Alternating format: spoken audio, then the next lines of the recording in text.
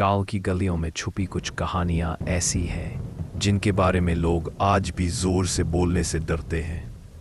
कहते हैं जो इन्हें सुन ले उसके सपनों तक में डर समा जाता है। आज मैं आपको सुनाने जा रहा हूं 3 ऐसी खौफनाक कहानियां जिनसे आपका खून जम जाएगा। और सावधान, आखिरी कहानी इतनी चौंकाने वाली है कि आप यकीन ही नहीं कर पाएंगे। तो वीडियो को अंत तक जरूर देखना। चलिए शुरू करते हैं। गांव के बाहर पीपल के पुराने पेड़ के नीचे एक सुनसान श्मशान घाट था। कहते हैं वहां कई साल पहले एक ऐसा हादसा हुआ था जिसने पूरे इलाके को डर से भर दिया था। एक बार एक लाश की चिता जलाई गई, आग भड़की, धुआं उठा, लकड़ियां राख में बदलने लगी। लेकिन अजीब बात यह थी कि वह शरीर पूरा नहीं जला।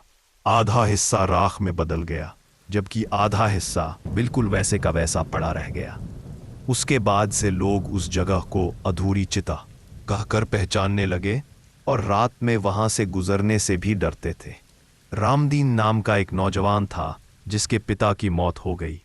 सारे गांव वाले उसके साथ चिता तक गए, लेकिन जैसे ही सूर्यास्त हुआ लोग डर के मारे वापस लौट आए। रामदीन अकेले खड़ा रह गया, अपने पिता की राख को देखते हुए। चारों तरफ सन्नाटा था, झिंगुरों की लगातार आवाज और कहीं दूर से कुत्तों के भौंकने की गूंज सुनाई दे रही थी। तभी अचानक उसे लगा कि किसी ने उसके कान में फुसफुसाया, बेटा रामदीन। उसकी सांस रुक गई। ये उसके पिता की आवाज थी। वो कांपते हुए बोला, पिताजी। लेकिन सामने कोई नहीं था। उसने कांपते हुए चारों तरफ देखा, बस ठंडी राख और बुझी हुई लकड़ियां पड़ी थी।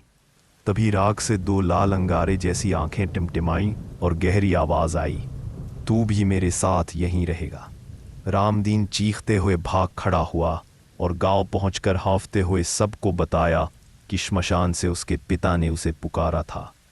गांव वाले पहले तो हंसे, लेकिन जल्दी ही अफवाह फैल गई कि रामदीन पर श्मशान की छाया चढ़ गई है। कुछ लड़के मजाक उड़ाने लगे और उसी रात श्मशान घाट चले गए। चलो देखते हैं अधूरी चिता में ऐसा क्या है। वे हंसते हुए अंधेरे में बढ़े, मगर थोड़ी देर बाद ही चीखते चिल्लाते गांव लौटे। उनके चेहरे पीले पड़ गए थे। एक लड़का हकलाते हुए बोला, वहां आधे जले लोग घूम रहे थे, जैसे राख से बने हों। गांव वालों ने उनकी बात पर शक किया, लेकिन उसी रात गांव के चौधरी की भैंसें गायब हो गईं। अगली सुबह खेतों में उनकी लाशें मिली। सबकी हालत एक जैसी, आधे जली हुई। अब तो पूरे गांव में डर का साया छा गया। लोग कहने लगे कि अधूरी चिता की आत्माएं भूखी हैं, वे और जीवन चाहती हैं। रामदीन की हालत दिन ब दिन बिगड़ने लगी। रात को सोते वक्त उसे फुसफुसाहटें सुनाई देती। कोई कहता, हमें पूरा जला दो। कोई फुसफुसाता, राख अधूरी है, हम अधूरे हैं। कई बार तो उसे लगता कि उसके कमरे में राख बिखरी है और कोई आधा जला शरीर उसके बिस्तर के पास खड़ा है। एक रात उसने भयानक सपना देखा। सपने में उसका पिता खड़ा था, आधा शरीर जला हुआ, आधा बिल्कुल वैसे का वैसा। उसकी आंखें बुझी लकड़ियों की तरह थीं। उसने कहा, बेटा, उस रात जब मेरी चिता जलाई गई थी, तेज हवा चलने लगी, आग बुझ गई और मेरा शरीर अधूरा रह गया।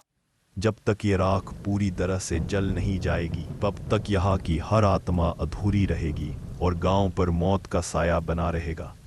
रामदीन डर से पसीने में भीग कर उठ बैठा। अगली सुबह उसने गांव के बुजुर्गों को सब बताया। पहले तो सबने उसकी बात को पागलपन समझा, मगर जब उन्होंने भी अधूरी चिता से अजीब गंध और राख से उठती परछाइयां देखी तो सब सहम गए। अब सवाल ये था कि इस अधूरी चिता को पूरा कैसे जलाया जाए। गांव के पुजारी ने कहा, ये आत्माएं अधूरी है, इन्हें शांति दिलाने के लिए पूरा अग्नि संस्कार करना ही पड़ेगा। लेकिन रात में कोई वहां रुक नहीं सकता। लोगों ने हिम्मत करके दिन में ही लकड़ियां ले जाकर चिता को जलाने की कोशिश की, लेकिन जैसे ही आग लगाई गई, एक ठंडी हवा चली और आग खुद ब खुद बुझ गई। राख से धुआं उठा और मानो किसी ने दहाड़ मारकर कहा, तुम हमें पूरा नहीं जला सकते। गांव में हड़कंप मच गया। लोग घरों में बंद हो गए, मगर रामदीन को अपने पिता की आत्मा को मुक्ति दिलानी थी। उसी रात वह अकेला श्मशान घाट पहुंचा। हाथ में मिट्टी का तेल और माचिस थी। चारों तरफ चांदनी थी, लेकिन उस जगह पर अजीब सा अंधेरा फैला हुआ था। उसने कांपते हुए तेल छिड़का और लकड़ियों को आग दिखाई। आग भड़की और राख चमकने लगी। अचानक राख से हाथ निकलने लगे, आधे जले हुए हाथ, कई हाथ। उन्होंने रामदीन की टांगें पकड़ ली। वह चीखने लगा, लेकिन आग और तेज हो गई। उन हाथों की पकड़ ढीली पड़ने लगी। राख में से चेहरों की परछाइयां उठीं। सबकी आंखें जलती अंगारों जैसी थीं। वे चीत्कार करने लगे, हमें पूरा जला दो, पूरा जला दो। रामदीन रोते रोते लकड़ियां डालता रहा। आग भड़कती रही। धीरे धीरे वे सारे आधे जले चेहरे धुएं में बदलने लगे। उसने राहत की सांस ली कि शायद सब खत्म हो गया। लेकिन तभी आखिरी परछाई उसके बिल्कुल पास आई। वो उसके पिता का चेहरा था। उसने आधी जली आंखों से बेटे को देखा और कहा, तेरा ही नंबर है। रामदीन का शरीर अचानक भारी लगने लगा। उसने नीचे देखा तो पाया कि उसकी टांगें राख में धंस रही हैं। उसने खुद को छुड़ाने की कोशिश की, लेकिन राख ने उसे जकड़ लिया। उसकी चीख अंधेरे में गूंज उठी। अगले दिन गांव वाले श्मशान घाट पहुंचे तो वहां राख ठंडी थी और आधा जला हुआ एक नया शरीर पड़ा था। वो रामदीन का था। गांव वाले कांप गए। किसी ने उस दिन के बाद अधूरी चिता के पास जाने की हिम्मत नहीं की। लेकिन आज भी जब रात गहरी होती है, उस श्मशान से आवाजें आती हैं, हमें पूरा जला दो। और लोग कहते हैं अगर किसी ने उन आवाजों को ध्यान से सुना तो अगली सुबह उसका शरीर अधूरा मिलता है। अगर आपको यह कहानी पसंद आ रही है और दिल की धड़कनें तेज हो गई हैं तो चैनल को सब्सक्राइब करना मत भूलिएगा, क्योंकि अगली कहानी और भी डरावनी है।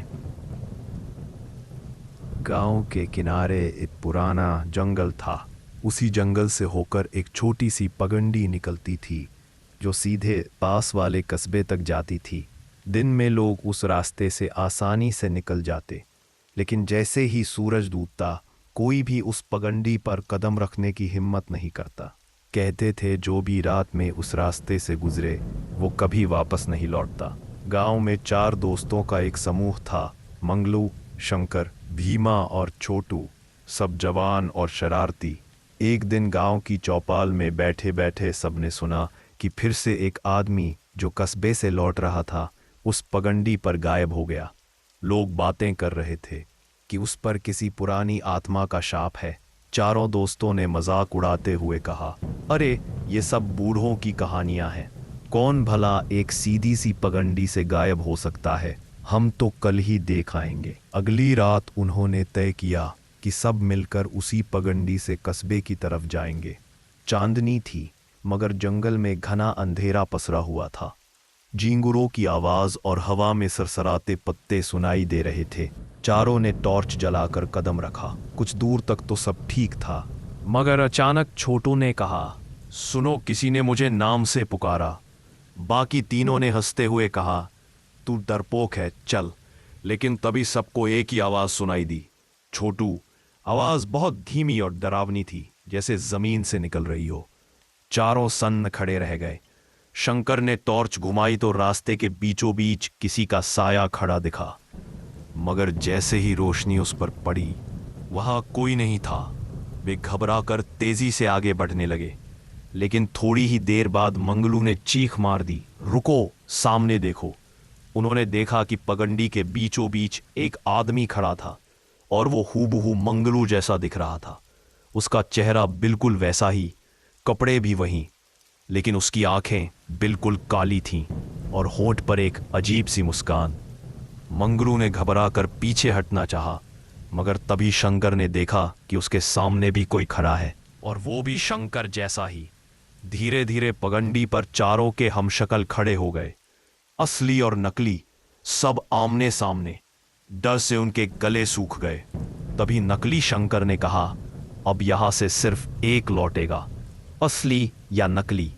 चारों ने भागने की कोशिश की, लेकिन पगडंडी अचानक लंबी और अंतहीन लगने लगी। वे दौड़ते रहे, मगर जंगल का वो टुकड़ा कभी खत्म ही नहीं हुआ। टॉर्च की बैटरियां भी बुझने लगी। अंधेरे में उन्हें बस अपने ही पैरों की आवाज और पीछे पीछे आती फुसफुसाहट सुनाई देती रही। छोड़ो मत, भागो मत, यहीं रहो हमेशा। भीमा हिम्मत करके बोला। चलो सब हाथ पकड़कर साथ साथ भागे।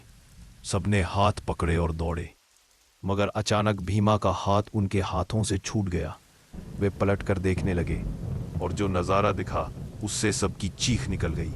भीमा का शरीर वहीं पगडंडी पर पड़ा था और उसके ठीक बगल में उसका नकली रूप खड़ा था, जो मुस्कुराते हुए उनका पीछा करने लगा। अब तीनों पूरी तरह टूट गए।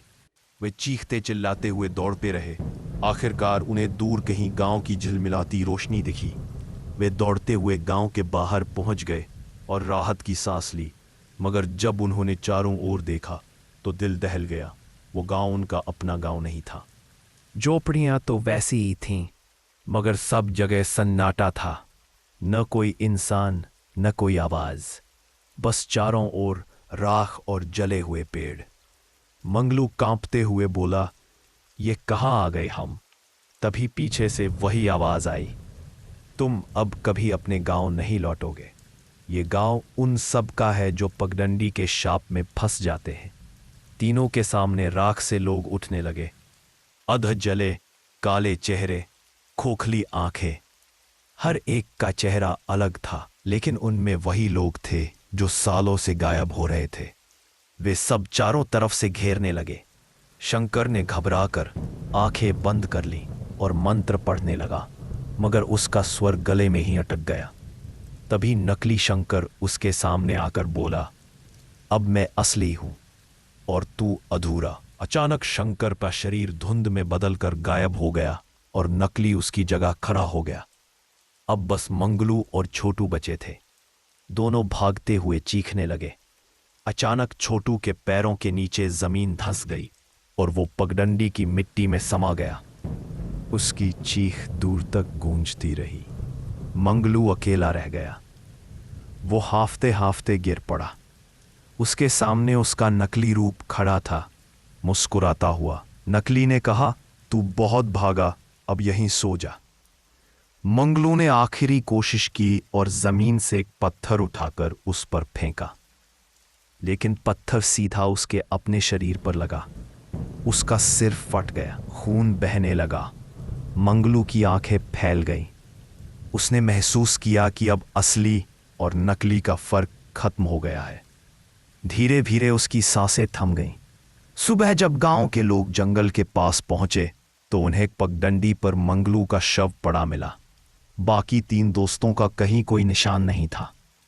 लेकिन उस रात गांव वालों ने सुना कि जंगल से 4 आवाजें गूंज रही हैं, छोटू, शंकर, भीमा, मंगलू। तब से किसी ने भी रात में उस पगडंडी पर कदम रखने की हिम्मत नहीं की। लोग कहते हैं कि जो भी उस रास्ते पर जाएगा उसका हमशक्ल उसे ले जाएगा और असली इंसान हमेशा के लिए उस शापित पगडंडी में खो जाएगा। क्या आप अब तक की कहानियों से डर चुके हैं? अगर हाँ तो सोचिए, आखिरी कहानी सुनने के बाद नींद आना मुश्किल हो जाएगा। अगर आप ऐसी कहानियां बार बार सुनना चाहते हैं तो चैनल को सब्सक्राइब जरूर कीजिए। चलिए अब सुनते हैं तीसरी और सबसे खतरनाक कहानी। गांव के बीचों बीच एक पुराना कुआं था, चारों तरफ से घिरा हुआ, काई से ढका, गहरे अंधेरे में डूबा। बुजुर्ग कहते थे कि बहुत पहले इस कुएं से मीठा पानी निकलता था और पूरा गांव उसी से प्यास बुझाता था। लेकिन एक दिन अचानक उसमें से अजीब सी बदबू आने लगी। लोगों ने पानी निकाल कर देखा तो बाल्टियों में साफ पानी था, लेकिन उसके भीतर हल्की हल्की खून की बूंदें तैरती नजर आती थीं। उसी दिन से कुएं को छोड़ दिया गया। गांव के बच्चे भी उसके पास जाने की हिम्मत नहीं करते थे। समय बीता, लेकिन डर और कहानियां बढ़ती गईं। कहा जाता था कि रात को उस कुएं से किसी की आवाज आती है, कभी किसी औरत की, कभी किसी बच्चे की, कभी कोई अपना ही नाम सुन लेता तो वो हमेशा के लिए गायब हो जाता है। रामलाल नाम का किसान गांव में रहता था। उसकी हालत बहुत खराब थी। खेतों में पानी की कमी थी। एक दिन गर्मी की दोपहर, जब उसका परिवार प्यास से बेहाल था, उसने सोचा शायद अब तक वो बदबू खत्म हो गई होगी। अगर पानी मीठा मिल गया तो हमारा बचाव हो जाएगा। उसकी पत्नी ने रोका, लेकिन वह ढीठ होकर रस्सी और बाल्टी लेकर कुएं पर चला गया। कुएं के पास पहुंचा तो चारों तरफ सन्नाटा था। उसने झांक कर देखा, पानी बिल्कुल साफ लग रहा था। उसने जल्दी से बाल्टी डाली और ऊपर खींची। पानी चमक रहा था, बिल्कुल स्वच्छ। उसने राहत की सांस ली, लेकिन जैसे ही उसने बाल्टी होठों तक लाई, उसे लगा जैसे कुएं के अंदर से कोई उसकी आवाज में फुसफुसा रहा हो। रामलाल, उसका दिल धड़क उठा। उसने झट से पानी जमीन पर गिरा दिया और पीछे हट गया, लेकिन प्यास ने उसे कमजोर कर दिया। उसने खुद को समझाया कि यह उसका वहम है और दोबारा पानी निकाला। इस बार बाल्टी ऊपर आई तो पानी में उसकी पत्नी का चेहरा दिखाई दिया, लेकिन उसकी आंखें सफेद थीं और होठों पर खून था। रामलाल चीख पड़ा और बाल्टी छोड़ दी। उस रात जब वह घर पहुंचा, उसकी पत्नी ने पूछा, तू कुएं पर गया था? रामलाल ने कांपते हुए कहा, हाँ, पर मैंने कुछ नहीं पिया। उसकी पत्नी ने धीरे से कहा, झूठ मत बोल, मैं तेरे पीछे से आवाज सुन रही थी, तूने पिया है। रामलाल हक्का बक्का रह गया। उसने तो पानी होंठ तक भी नहीं पहुंचाया था, फिर पत्नी को कैसे लगा? अगले दिन गांव के कुछ लड़के शर्त लगाकर कुएं पर गए। उन्होंने पत्थर फेंका तो अंदर से छपाक की जगह कराहने की आवाज आई। घबराकर वे भाग खड़े हुए, मगर उनमें से एक लड़का रघु पीछे छूट गया। बाकी लोग गांव पहुंचे तो देखा रघु उनके साथ नहीं है। वे सब भागकर वापस कुएं पर पहुंचे। वहां कोई इंसान नहीं था, बस बाल्टी की रस्सी कुएं के अंदर झूल रही थी। जब उन्होंने खींचा तो बाल्टी में पानी नहीं बल्कि एक इंसानी खोपड़ी पड़ी थी। गांव भर में दहशत फैल गई। हर कोई कहने लगा कि कुआं अब पूरी तरह शापित हो चुका है। रात रात भर लोग सुनते कि कुएं से फुसफुसाहटें आती हैं, कभी किसी बच्चे की रोने की, कभी किसी औरत की हंसी की। रामलाल की हालत बिगड़ने लगी। रात को उसे बार बार नींद में आवाज आती, रामलाल नीचे आ। उसकी पत्नी उसे रोकती, लेकिन उसकी आंखें खाली हो चुकी थीं। एक रात वो उठकर सीधे कुएं की तरफ चल पड़ा। पत्नी ने उसे रोकने की कोशिश की, मगर उसके हाथ किसी अदृश्य ताकत से पीछे धकेल दिए गए। रामलाल कुएं के किनारे खड़ा होकर अंदर झांकने लगा। उसने देखा कुएं का पानी चमक रहा था।